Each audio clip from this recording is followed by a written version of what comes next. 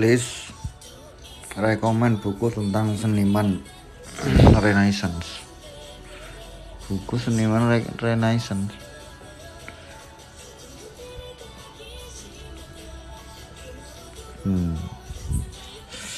Apa ya? Buku seniman ini maksudnya apa sih? Tentang gambarnya atau tentang ininya apa?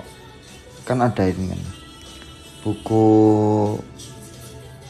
seniman Renaissance, tapi dia bahasnya soal tentang estetika, jadi filsafatnya, filsafat kesenian, filsafat keindahannya. Ada yang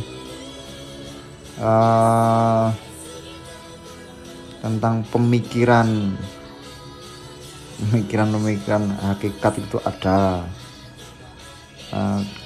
Kalau yang dimaksud adalah gambar itu enggak, itu semacam kayak ini loh, kayak artbook.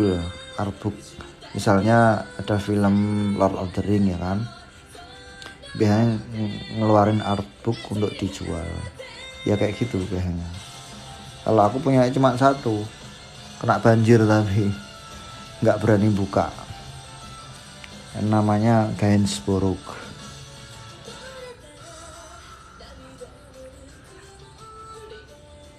Gainsborough,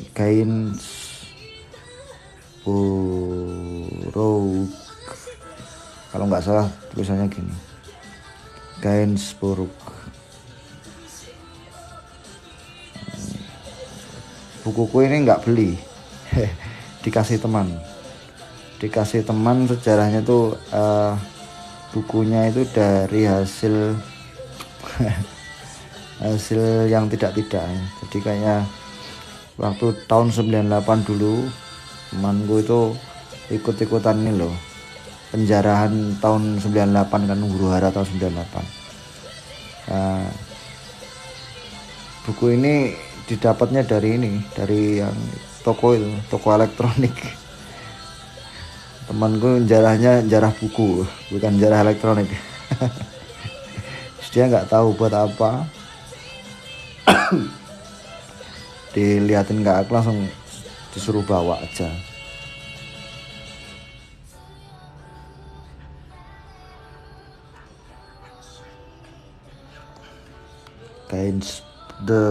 Gainsborough.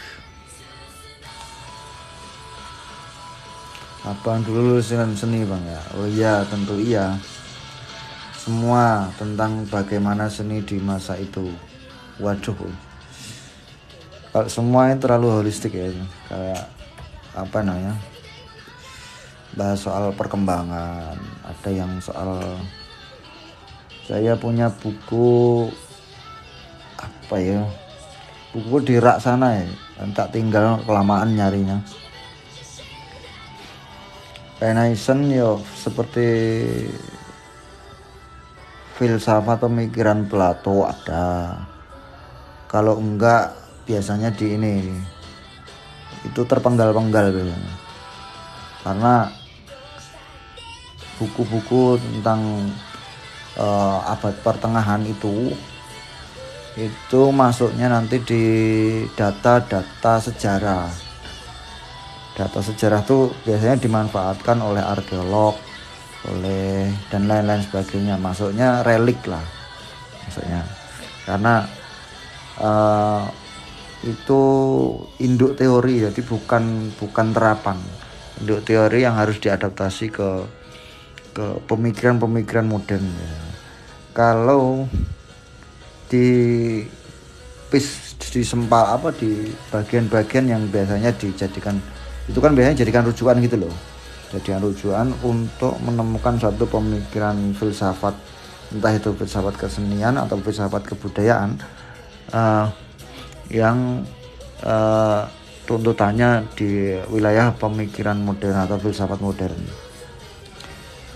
Biasa di buku ini loh, filsafat ilmu,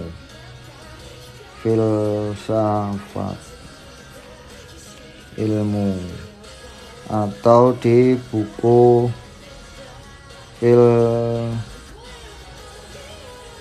pengantar filsafat biasanya, pengantar filsafat.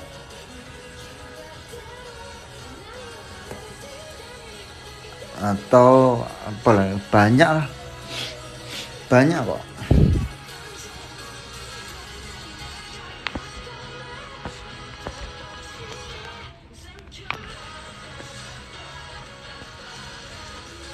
Dulu lulusan seni, ya dulu lulusan seni.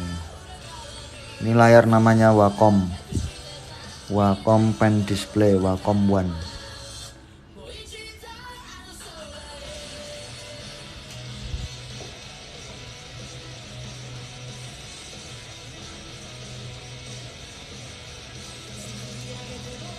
Kalau spesifik di wilayah estetika itu salah satunya yang terkenal nih biasanya di abad namanya Liang Ji.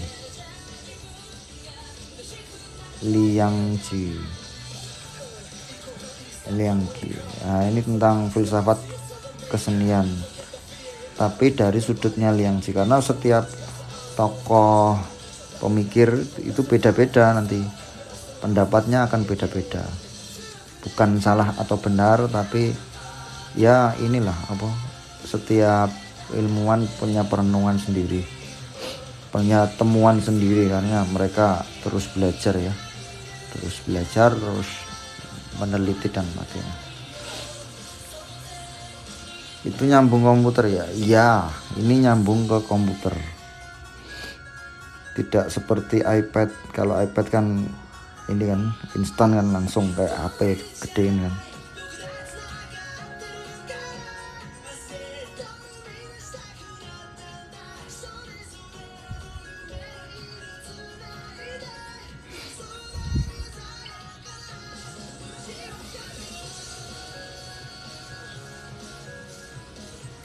Atau kalau enggak ya pakai keyword aja, cari bukunya di keywordnya ya estetika gitu, pengantar estetika dan sebagainya.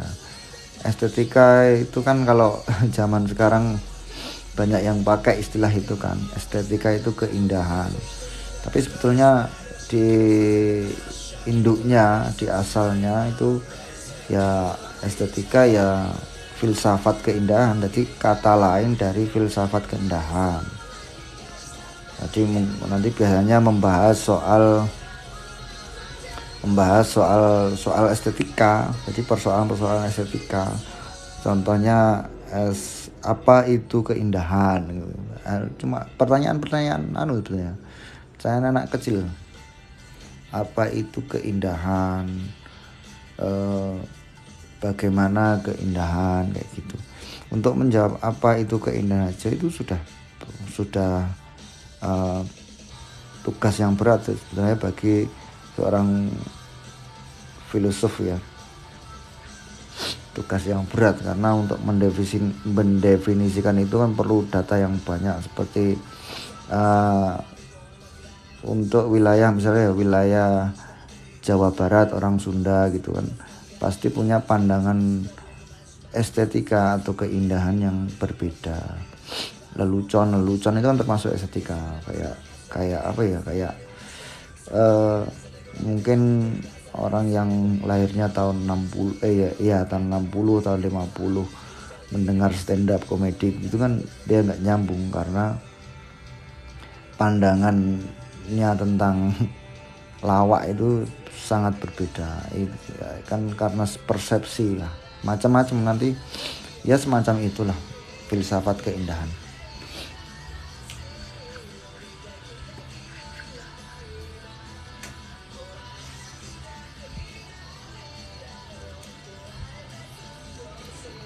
Nanti biasanya pakai ini kok, pakai tiga landasan itu, aksiologi, epistemologi, macam-macam ya.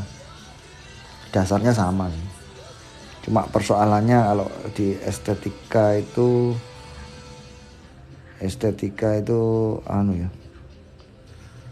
ya persoalan di soal keindahan, tapi kerangka pendataannya sama di epistemologi, aksiologi, dan apa nasi jingkar lali aku.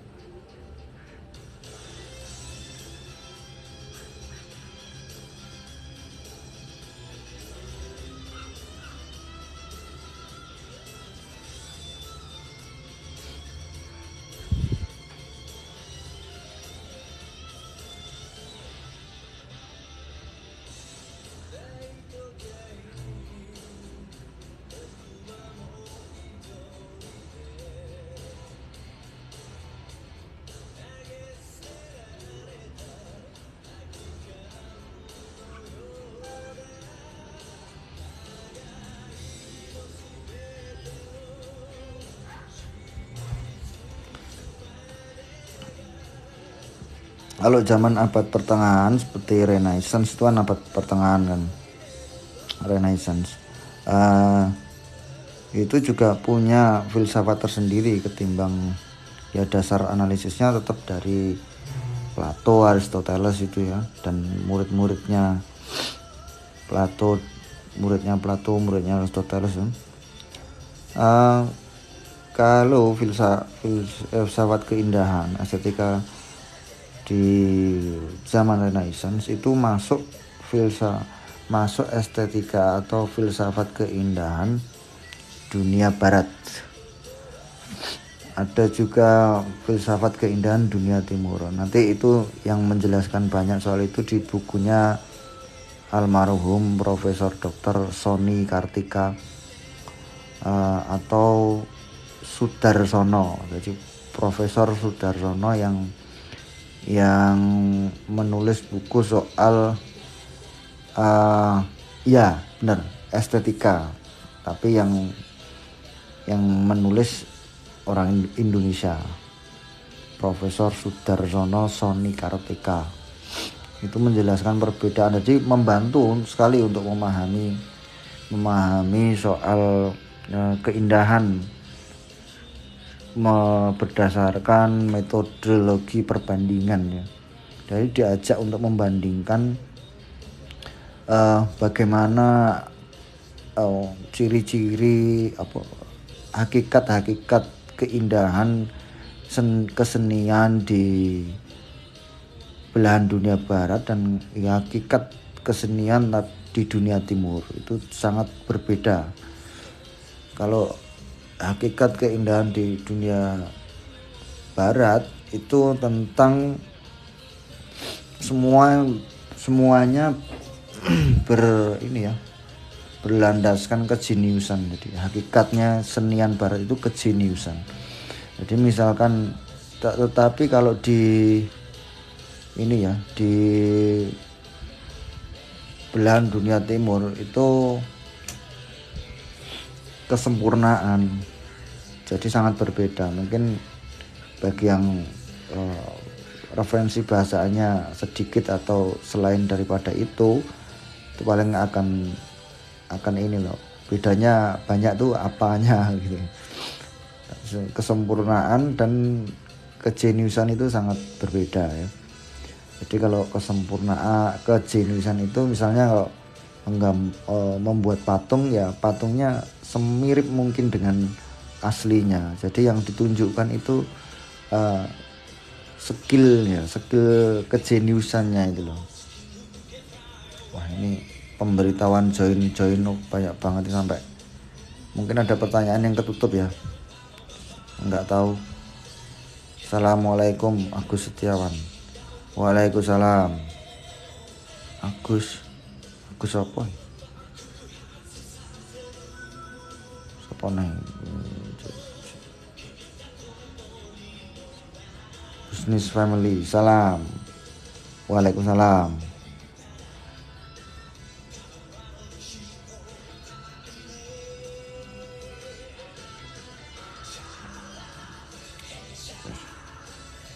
Mendekati aslinya. Nah, itu kan yang sebetulnya kejeniusan itu yang dipakai di prinsip atau hakikat sebetulnya yang lebih tepat, hakikat keindahan atau estetika di modern ya. Pemikiran seni modern itu mendekati aslinya dan masih mengandung ruh itu. Jadi kayak kejeniusan itu semakin menjadi akhirnya jadi apa, supernaturalisme. Supernaturalisme itu sepertinya nyata tapi sebetulnya tidak nyata, kayak ya dunia-dunia yang ada di film-film ini ya, film-film fantasi, action fantasi gitu lah. Dunia bawah tanah, the center of earth itu kan melebihi realitas kan? Lebih realitas. Jadi tapi unsur pemikirannya tetap kejeniusan. Kadang ya gitulah. Tapi kalau seni rupa timur itu lebih ke wilayah dalam ya, jadi kesempurnaan pada intinya. Yang dikejar di kesenian timur itu kesempurnaan. Kesempurnaan itu tidak harus mendekati kenyataan. Jadi kesempurnaan itu hanya merepresentasikan kenyataan saja dan menitik beratkan pada makna ya, makna satu objek. Jadi kalau senian timur itu, seni rupa timur itu lebih menitikkan pada makna objek. Jadi yang digambar itu bukan hanya fisiknya tapi tafsirnya juga digambar. Ya aneh kan? Aneh. Karena kesempurnaan. Udah nonton One Piece live action belum Mas? Udah. Kukira cuma ini ya. One Piece live action tak kira cuman kayak di ini loh, kayak season pertama kayak di Star Wars misalnya kan. Season pertama seminggu satu itu loh. Ternyata sampai selesai itu. Sampai season 1 berakhir. Pantas nonton One Piece kok nggak selesai, tak skip aja. Mau dibilang jelek ya enggak jelek-jelek banget, mau dibilang bagus ya enggak bisa. One Piece live action ya. Karena tolak ukurnya gini ya, tolak ukurnya One Piece live action itu kan tolak ukurnya ini kan, film-film live action yang seringnya gagal. Ketika ini nggak bisa dibilang gagal, dibilang bagus gitu. Padahal kayak amatir. Garapnya itu loh kayak amatir. Entah itu terutama ya satu DOP-nya payah itu. DOP-nya terlalu modern. Orangnya terlalu modern DOP-nya. Itu kena ini ya sama filmmaker lawas itu yang Hollywood pasti kena ini loh. Kena kritik banyak di DOP-nya. Pemilihan ini loh, angle sama milimeter kameranya, depth of field-nya, wah kayak sinetron. Jadi sering fokusnya ke wajah.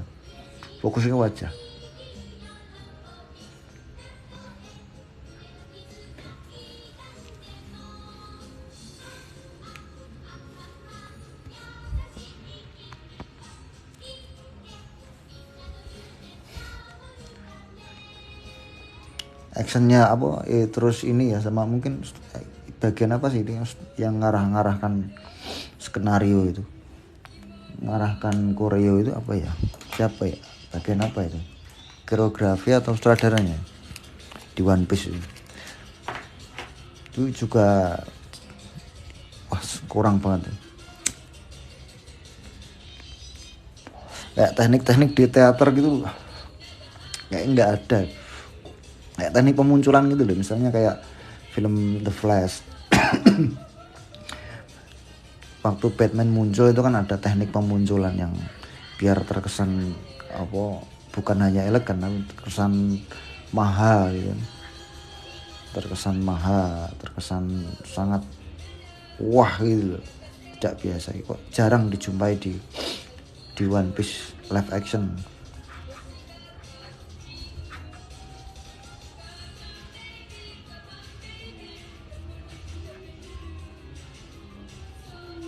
Tapi kalau case-nya bagus. Case-nya bagus. Cuma ya itu, ngatur yang manage case-nya itu loh. Case-nya waktu bekerja main film. Kayak misalnya guard gitu. kenapa ini Gap terjadi kayak orang ini ya, orang yang baperan gitu loh, Gap. Itu menurutku ya. Padahal Gap kan orangnya ini kan, orangnya kan lugas gitu ya. Lukas pikirannya kiri gitu. Style Jepangan kamu bang gambarnya. Iya kali ya.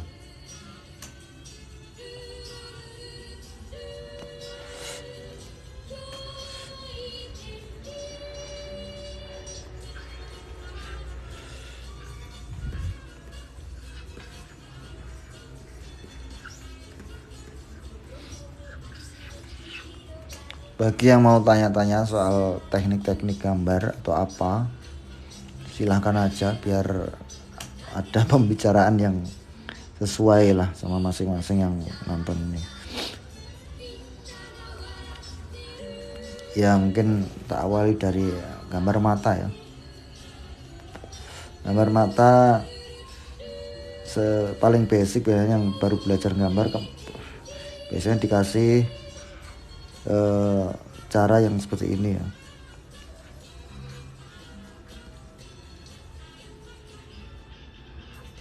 Biasanya dikasih mata kayak gini bang. Kalau yang basic tuh, terutama yang mahasiswa seni rupa ya di semester awal dikasih tahu cara gambar mata yang kayak gini.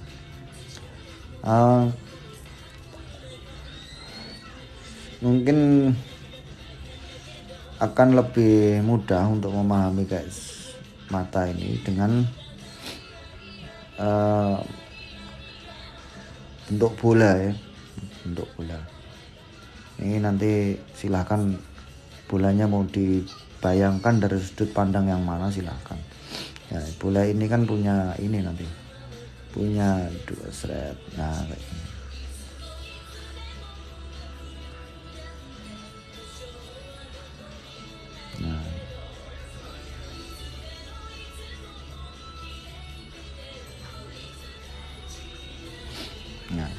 Nah nanti tinggal PR-nya dari sudut pandang tertentu, seperti misalnya ya kalau bola kan sudut pandang mana aja tetap bola kan.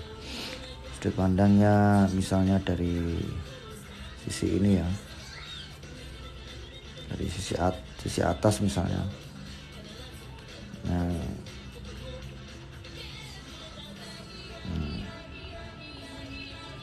jadi tinggal menentukan sudut pandang aja. Nah, tapi menentukan sudut pandang ini juga bukan pekerjaan yang mudah. Nanti jadi bola ini juga hanya untuk ini ya, membantu saja, membantu menentukan sudut pandang mata, membantu latihan gitu, bukan bantuan gambar ya.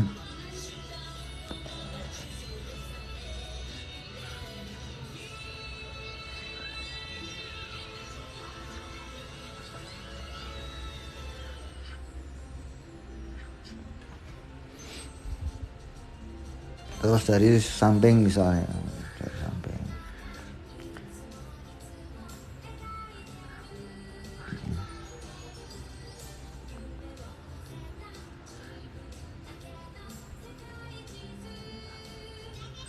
Nah dari samping kan.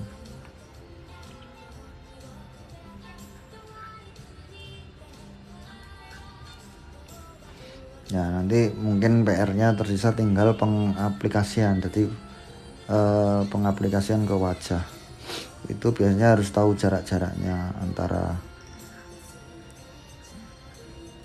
mata ke ini ya, ke tulang hidung itu seberapa jaraknya kayak gitu.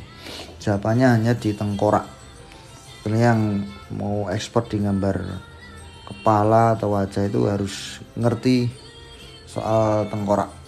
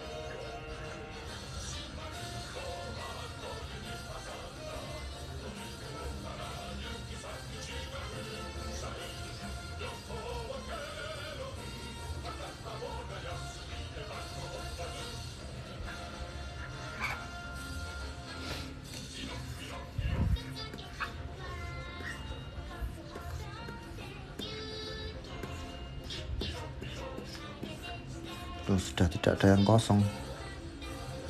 Ini sih.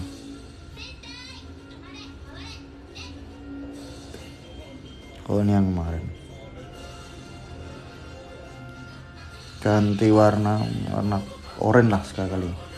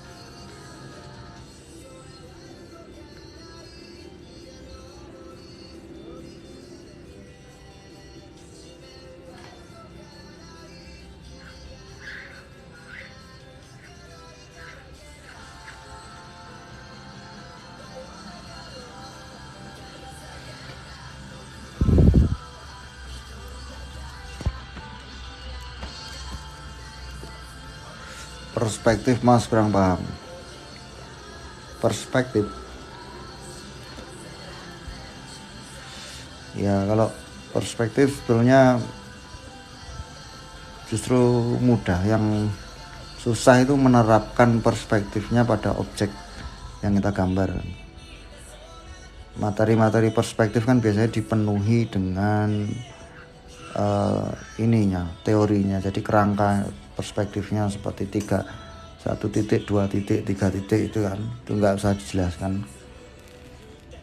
Yang jelas mungkin bisa akan lebih mudah untuk memahami kalau dengan pengertian perspektif, yaitu apa itu perspektif. Perspektif sebetulnya kalau di Indonesia ya sudut pandang, ya kan.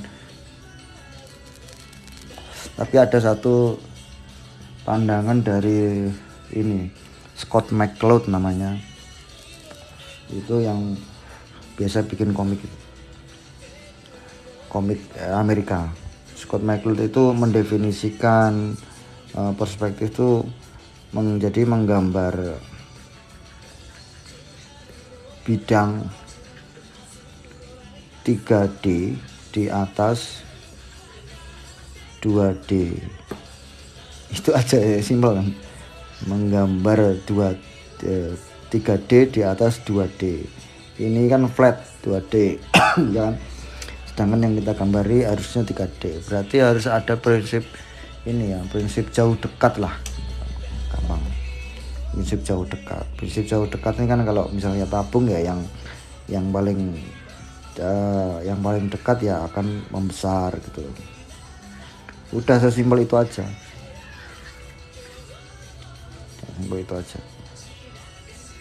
Kalau diteruskan ke sini kan 2 titik gitu toh. Kalau diteruskan ke sini kan 3 titik. Lah itu kan soal framing aja. Kalau titik-titik framing yang dibutuhkan, bukan ini ya, bukan prinsip, bukan framing soal kebutuhan. Kalau mau 4 titik ya tinggal dilanjutkan ke atas. Nah, sehingga kalau ini mau dipetakan ya, kalau dipetakan semuanya itu hanya begini aja. Nanti coba ini praktis ya, jadi buat latihan misalnya. Mau bikin kerangka mata angin dulu. Kerangka arah mata angin biasanya kelas 2 SD ada, sudah dikasih kelas 2 SD ya. Nah, ini dilanjutkan terus saja ini. Nah, ini mappingnya kayak gini ya. Nah, Dari sini ya kalau mau dikecil-kecilkan terus bisa, nggak apa-apa, maksudnya kecilkan terus nggak apa-apa, nanti biar objeknya tambah kecil gitu loh. Kayak gitu ya. Nah ini tinggal kamu ini aja, kamu ginikan aja, misalnya nih ini atas ya toh, sini atas, ini bawah, kanan kiri, kanan kiri, udah gitu. Nah, udah ada anggapan sana, berarti sudut pandangnya kayak kalau ini atas ya berarti tinggal diginiin aja toh.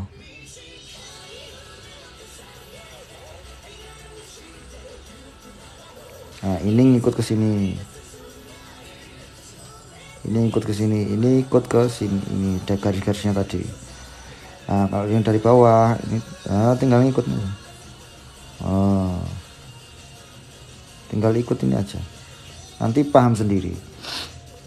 Ini diulang-ulang terus nanti paham sendiri. Kamu, maksudku gini loh, kalau belajar tuh jangan ngikuti ini aja, jangan terlalu ngikuti teori atau cara orang lain, tapi ada effort untuk ya berpetualang ada petualangan sendiri, sehingga nanti akan menumbuhkan pemikiran baru, tapi punyamu sendiri, pemahamanmu sendiri. Nah ini modalnya kayak gini. Setelah ini pelajaran matematika, tapi digunakan untuk memahami. Saya paham banget perspektif karena ini, bukan karena 1 titik 2 titik. Nah, kalau sampai sini kan nanti udah nampak sendiri.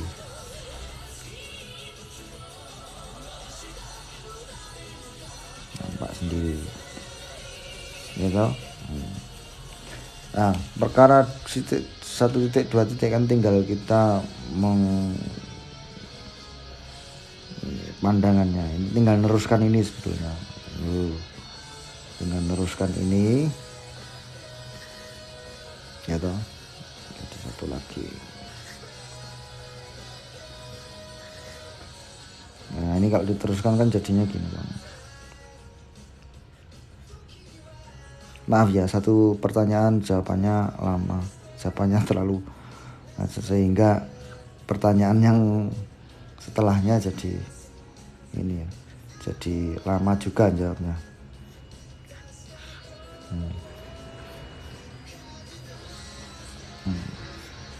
Terus gitu sampai.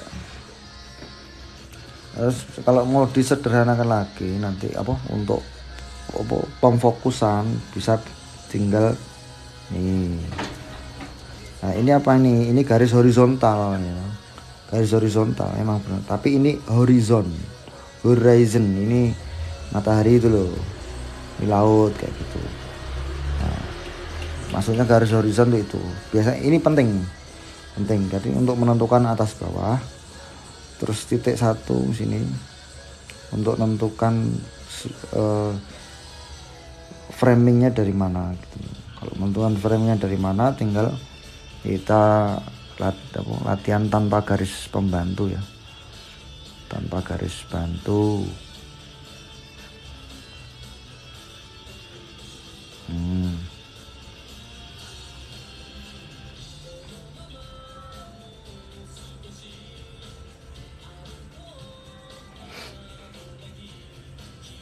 Sudah melewati batas ini sudah berbeda lagi kan tadi gini gitu.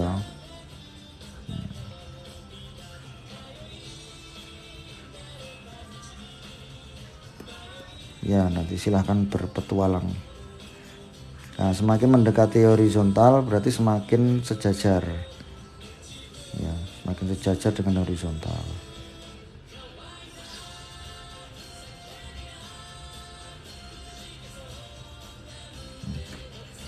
Jawaban paling sederhana itu ya hanya di gini.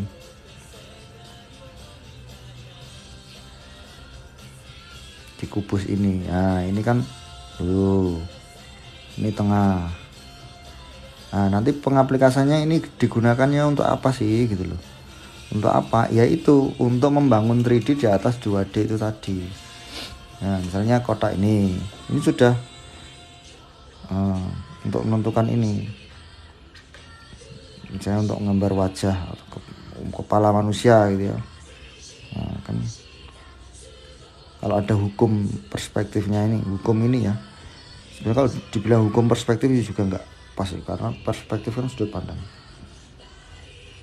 Hukum ininya lah apa, aturan-aturan ininya.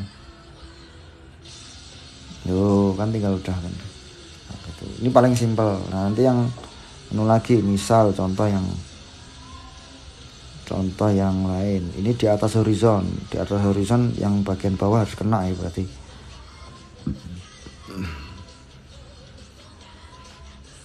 Harus kena. Nah, ini latihan kayak gini-gini. Nanti paham. Nah, kalau bukan pengetahuan, maksudnya tak dorong untuk memahami, bukan untuk mengetahui. Kalau mengetahui, karena pengetahuan dan ilmu itu kan beda. Kalau ilmu kan soal sistematisnya, kalau pengetahuan kan soal objeknya yang diketahui apa.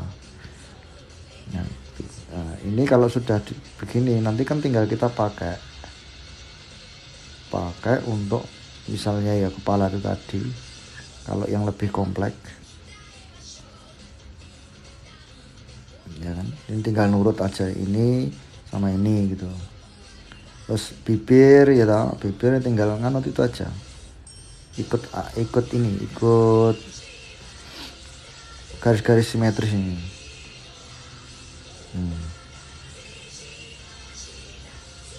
Ikut garis-garis simetris. Yang biasanya yang sulit ya di rahang terus leher itu sulit biasanya. Ya, memang itu harus ngerti anatomi banget ya, anatomi dan kerangka itu, dan human body arsitektur ngerti banget. Nah, ada itu.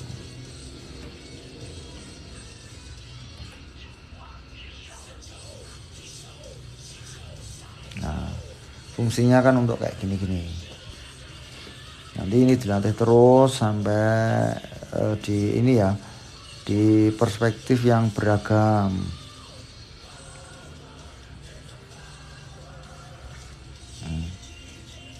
Nah, jangan yang kompleks dulu, yang simpel aja dulu. Yang penting tangan kita ini punya blueprint refleks ke 3D, ke hasanah 3 dimensional.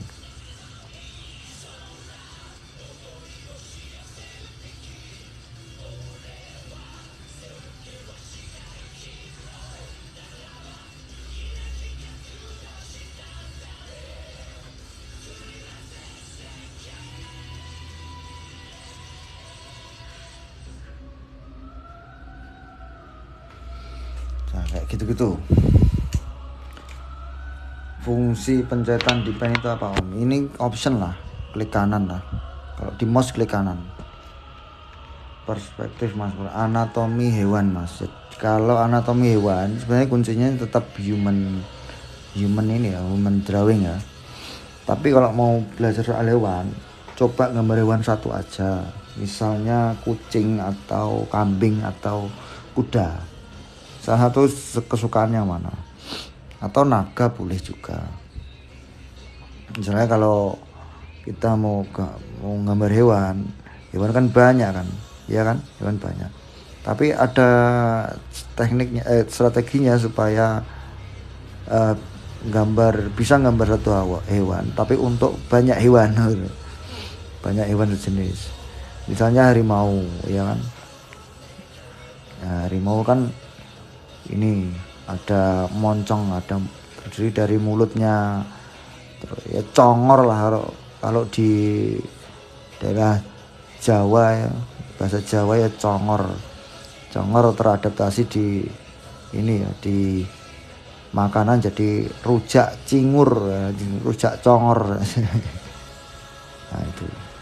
Nah ini nanti tinggal ini aja ya, tinggal mempelajari satu aja.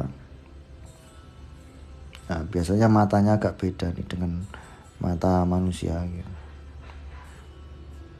Strukturnya yang beda, tapi ya hampir-hampir sama.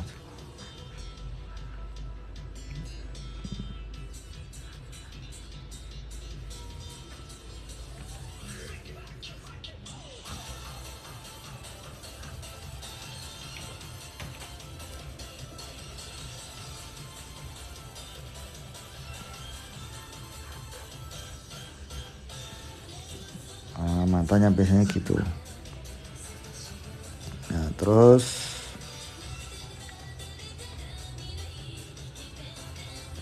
ini ya,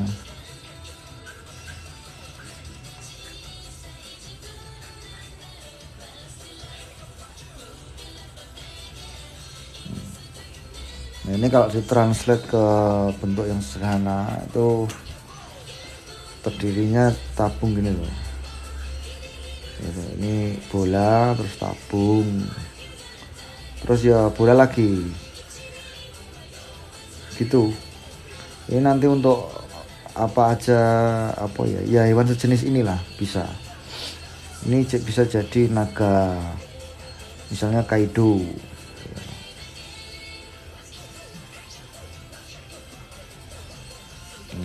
Tinggal biasanya besar kecilnya aja di detailnya.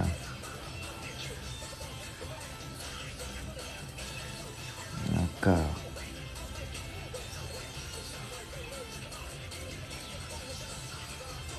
Nah, sudah bisa jadi gitu. Terus misalnya kambing juga punya moncong, cuma biasanya tinggal ukuran ininya kecil gitu loh, bentuknya agak beda dikit kayak gitu. Kambing saya belum pernah kambing, coba ini membayangkan kambing yang sebisanya ya. Kambing. Nah kalau dari samping biasanya gini loh matanya. Oh mata. Jadi kening hewan tuh sama ini apa ya, tempurung mata lah, tengkoraknya itu lebih tinggi tempurung matanya. Kambing.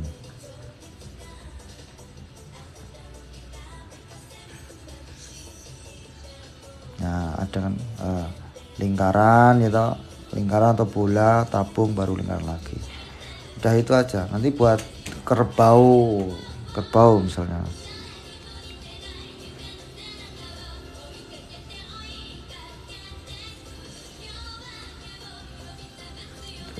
Matanya hampir sama tuh kayak kuda, kayak kambing, kayak kerbau.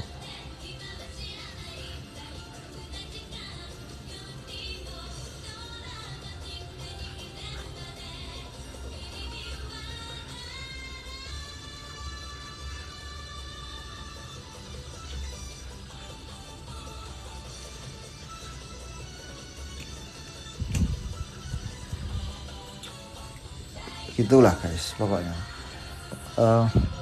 Mulai aja dari satu bentuk hewan tertentu, nanti yang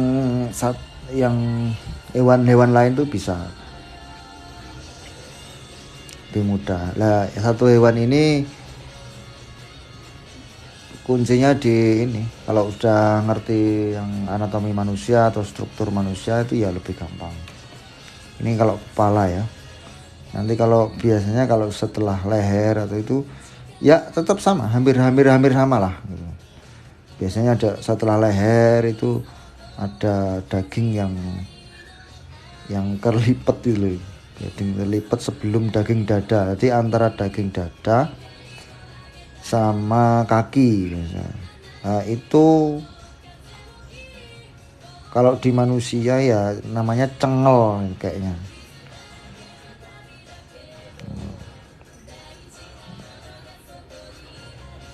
Nah, kalau di kaki sudah beda banget nanti ya di kaki. Siapa tadi yang nge-give? Kayaknya ada yang nge-give tadi. Bener nggak sih? Oh iya. Ya, thank you.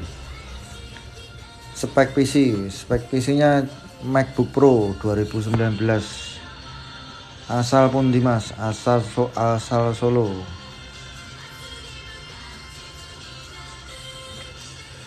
Nganggo beras apa kuwi Mas? Mbuh beras apa nggawe dhewe.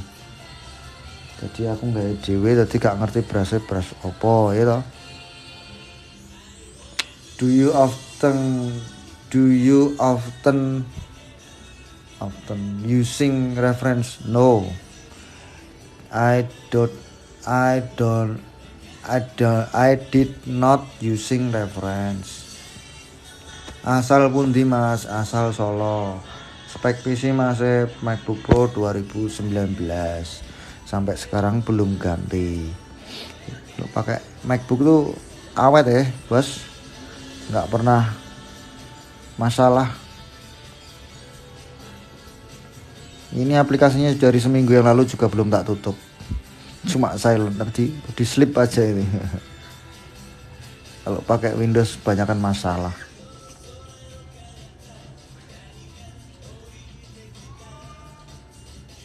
Karena yang punya Windows nggak ngerti Windows. Dulu saya pakai Windows ya. Pakai Windows terus no dulu. Sampai hafal cracknya ini loh, crack Windowsnya dulu pernah hafal. Yang Windows XP 2002. Pernah pakai 2002, cracknya hafal. Jadi teman-teman kalau tanya install ulang kalau punyanya file install gitu. Kalau nggak ngerti nggak ada tulisan cracknya itu atau keyword ya itu keyword sih, serial number bukan, iya crack lah istilah crack untuk serial numbernya itu tanyain ke aku.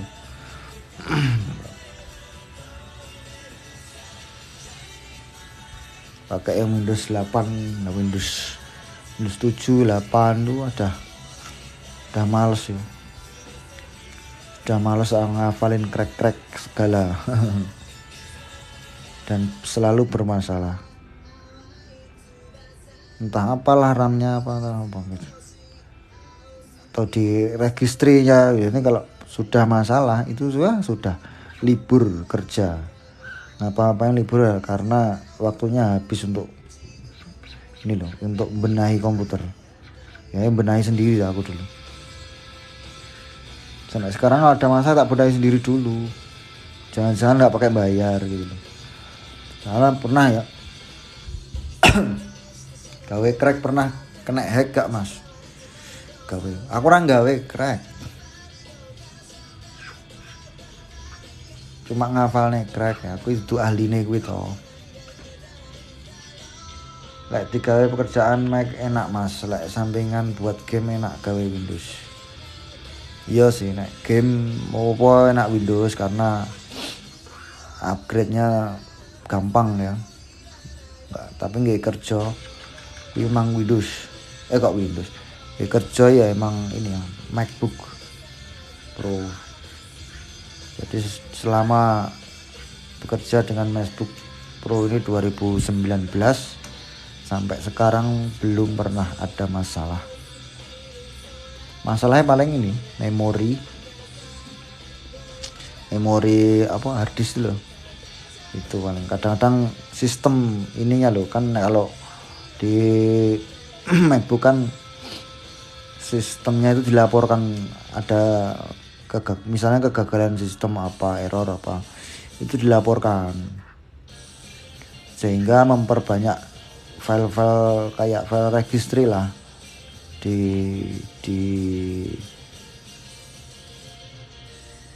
cache-nya biasanya banyak banget, itu harus berkala dibersihkan nanti biar kayak di Windows itu di defrag lah zaman dulu ya. Zaman dulu kan ada defrag manual kan.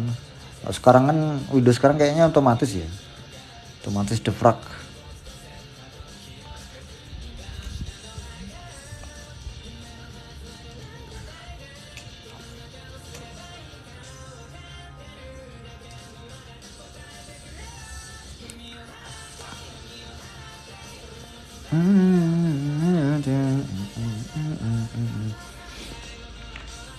Mulane bahasane kaya ora asing. Oh, sampean ya wong Solo to, Mas? Wong Solo, wong Karanganyar, wong Boyolali apa wong Klaten apa wong Sragen apa wong Yogja? Jogja agak beda ya Jogja. Jogja ya ora ngono je, Jogja ya. Oh, Semarang iya rada padha nek karo Solo ya.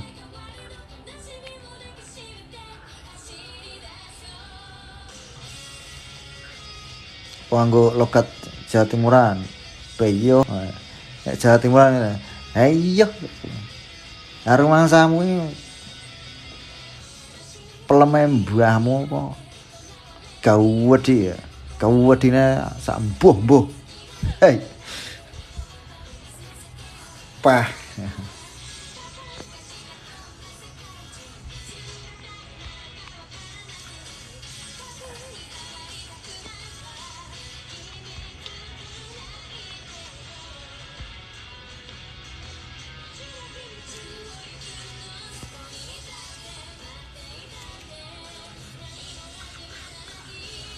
Nah, kalau yang perspektif tadi pakai ya ada istilahnya namanya like box ya.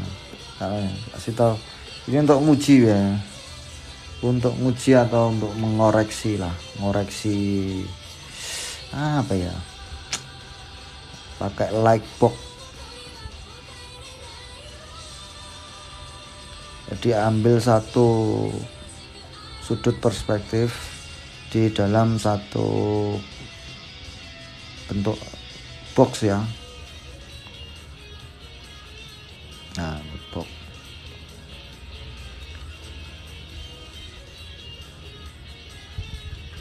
Like box. Jadi box ini untuk menerangi, jadi untuk menjadi petunjuk lah istilahnya. Tunjuk ke yang lainnya. Jadi nggak pakai garis bantuan, pakainya stimulasi lah. Nanti ini stimulus untuk misalnya kamu gambar apa di sini, terserah gambar apa. Gambar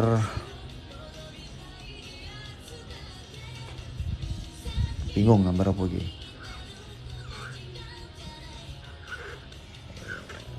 Inilah.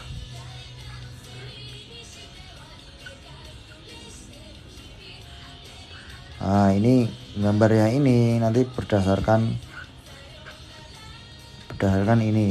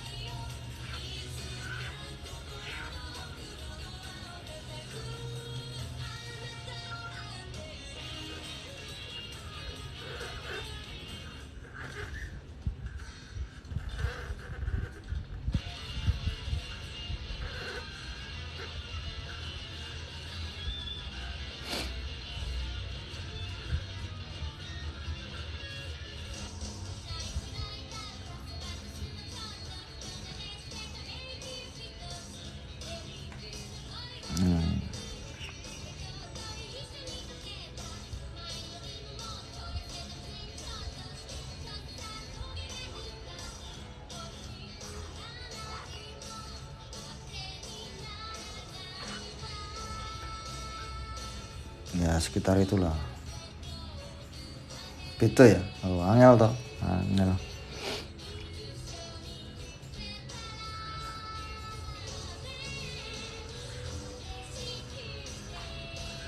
Kalau angel gini loh menjadi ini. Biasanya menemukan kesulitan gini malah jadi apa ya? Obat ya, obat untuk yang biasanya art block, mengalami kebosanan gambar, biasanya senang gambar, tiba-tiba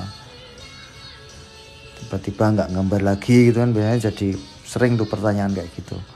Jawabannya nemukan masalah. Nah, like box ini bisa jadi contoh ya, contoh untuk bikin masalah.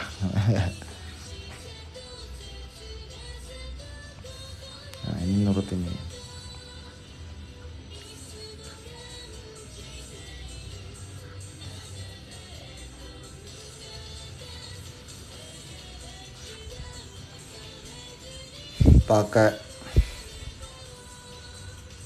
pakai Wacom One ya Bang. Iya, pakai Wacom One. Solo nggone poho ya. Aku tuh asli Solo ya Bas.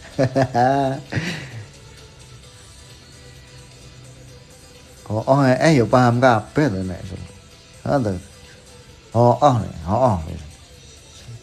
Kita wong etanan. Nah, aku asline Ngawi. sekolah ning Solo. Suwe ning Solo. Nek omong-omongan karo wong Solo ya Solo. Nek omongan karo wong etanan ya wis balik etanan ae.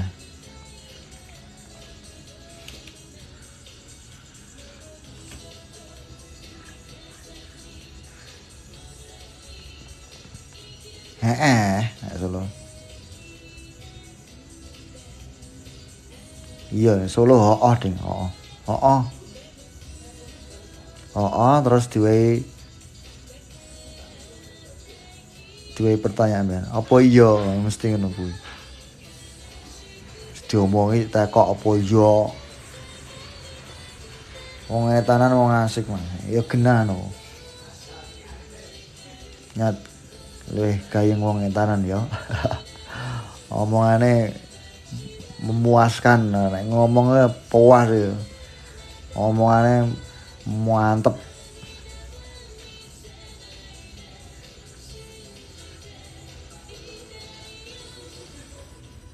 Panggah po enak, ora baperan ya to, ora baperan. Antek meh dipacul ora baperan. Kan ngono to, orang Jawa Timuran tuh kalau ngobrol itu kan udah kayak hampir berkelahi. Rupamu berangkal ngono kuwi. Wireng kok kaya titit wedhus. Ora napa piye tak pacul kowe ndasmu. Kuwi nek ning kene wis tersinggung. Daerah Solo apa sering aku ngalami kayak gitu kan. Juan cuk. Cah bajingan. Wis dikira ning kene dikira cah ini, anak-anak ini lho, dikira anak apa jalan, orang jalan. Padahal Jawa Timur ya lumrah.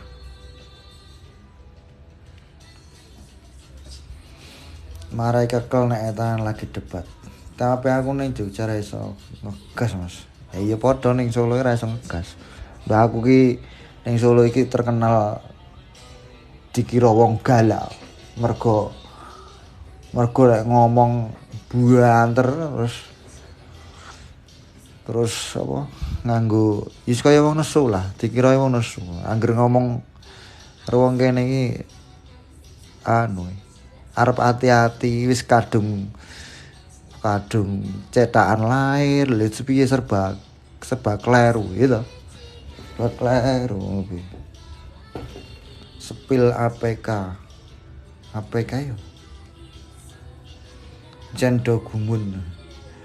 Marai kekel nek etan. Iki enek wong etanan ora to iki ning lagi. Oh, aplikasi. Photoshop. Aplikasi standar. Photoshop aja.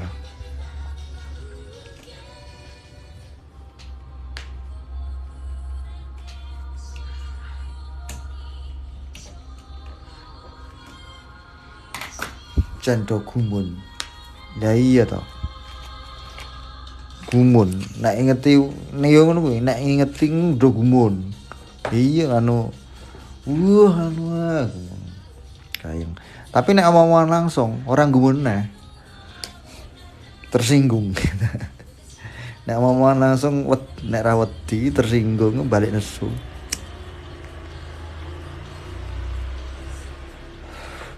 Biyen kuliah neng Solo, neng UNS karo di ISI Surakarta. Jadi UNS sama ISI Surakarta itu kan tetanggaan, hanya beda ini kan, hanya beda tembok.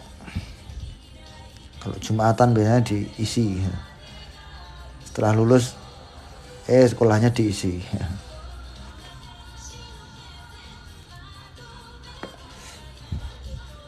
Windows berapa?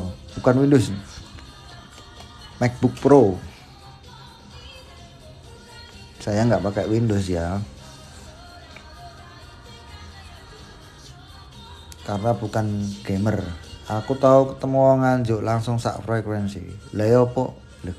Piye to iki? Kowe iki piye? Kowe wong Semarang to.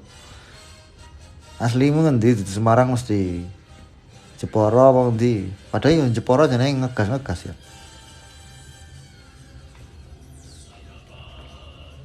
Welcome seri piro, Mas? Seri 1. Welcome 1. Ngajak ngobrol terus bingung aku ngono.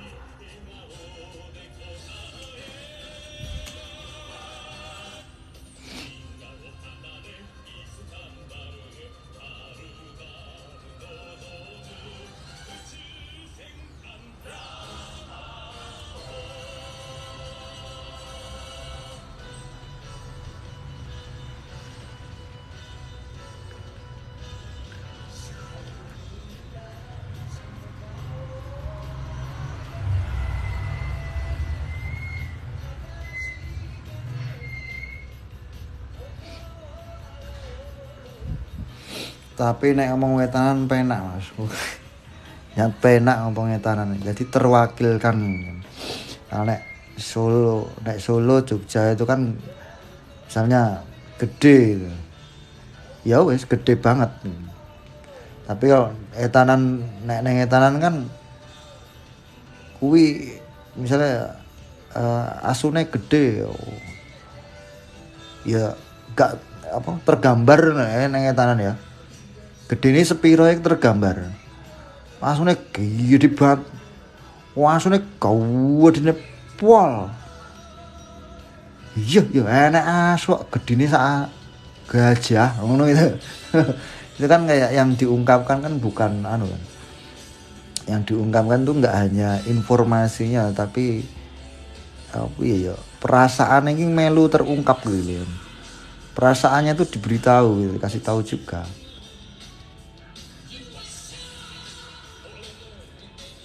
Tapi kalau di sini kan cuma data, istilahnya data lah. Asune gede banget. Enggak ada intonasi untuk menyampaikan ini apa ya? Menyampaikan gede itu menurutmu itu mengerikan atau menyenangkan atau asu gede ki nggih kowe iki menyenangkan apa menakutkan atau apa enggak sampai ke situ. Tapi kalau etanan kan nyampe ya. Asune kayak dine pol. Iya, ya goreng enak ngono gitu. Ulane gawedhe lah, kecokot nak sak desa mati kabeh. Ada ini metafora. Enggak bisa bahasa Jawa. Apakah ini klip Pine Studio, Mas? Bukan, ini Photoshop. Nggak bisa bahasa Jawa ya, maaf ya, soalnya lah ada ya yang ngobrol ini loh, anak Semarang yang ajak ngobrol ya, dicampur-campur lah nanti biar sedikit-sedikit paham lah bahasa-bahasa Nusantara.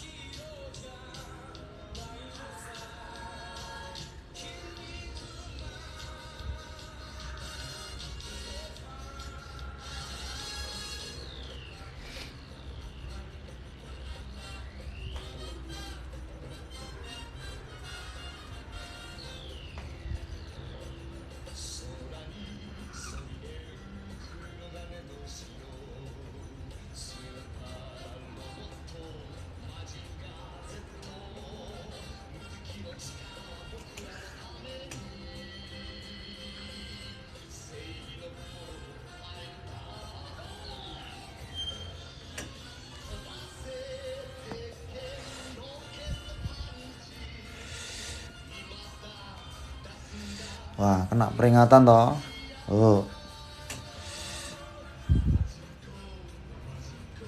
Jajal Loka Jakarta diguyu. Manuk blekok malan.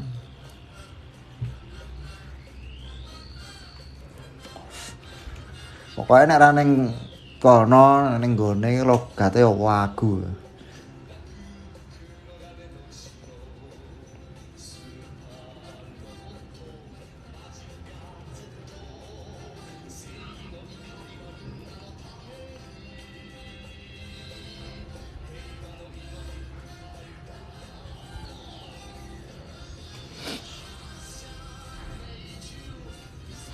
Aku ngantek bingung main gambar apa. Biasanya oke sing takok soal ini loh, soal teknik-teknik malam mingguan ya.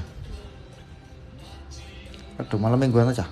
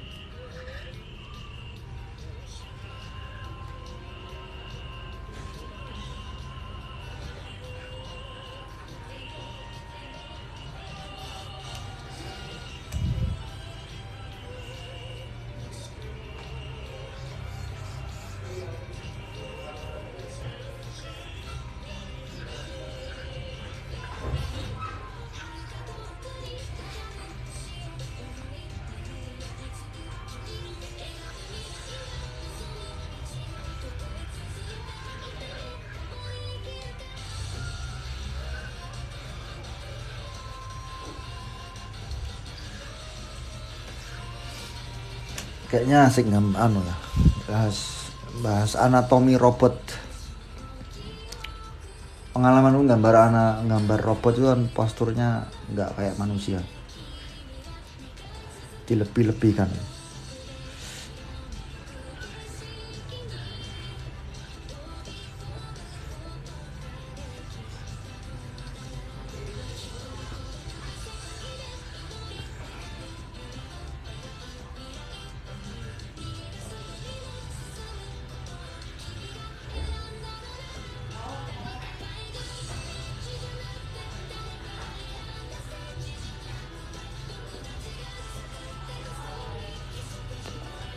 Jajal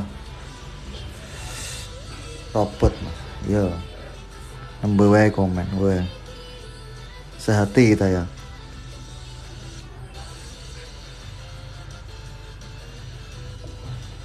Nah, ini robot tapi ininya ya apa dasarnya aja dulu. Misalnya robot tuh ada juga sih robot yang dipersiskan sama yang postur-postur manusia lah, proporsinya. Ada juga yang, tapi yang seringnya malah enggak.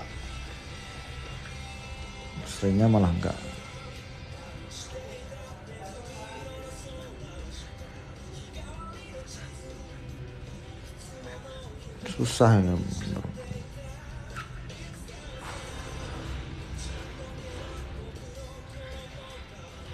Nah, biasanya weteng perutnya itu cilik, perutnya itu kecil, pendek gitu. Tapi nanti kakinya malah yang panjang kalau robot.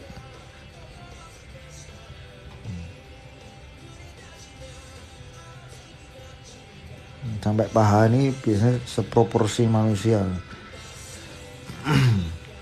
Nah, tapi ini ke bawah, biasanya gede.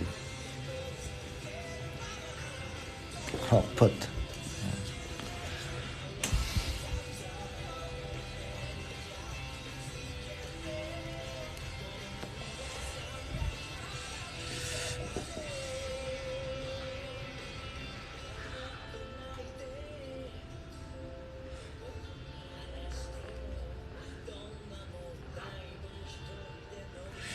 Nek bu kuliah jare tugasnya gawe gambar soalnya dikejar buta jadi butane robot mas. Nah weh.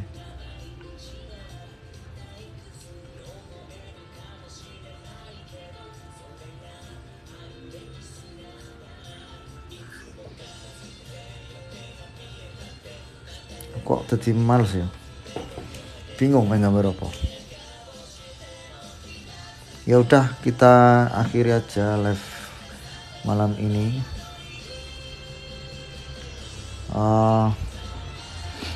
Mungkin besok atau lusa kita ketemu lagi di live berikutnya. Selamat malam minggu, selamat berakhir pekan.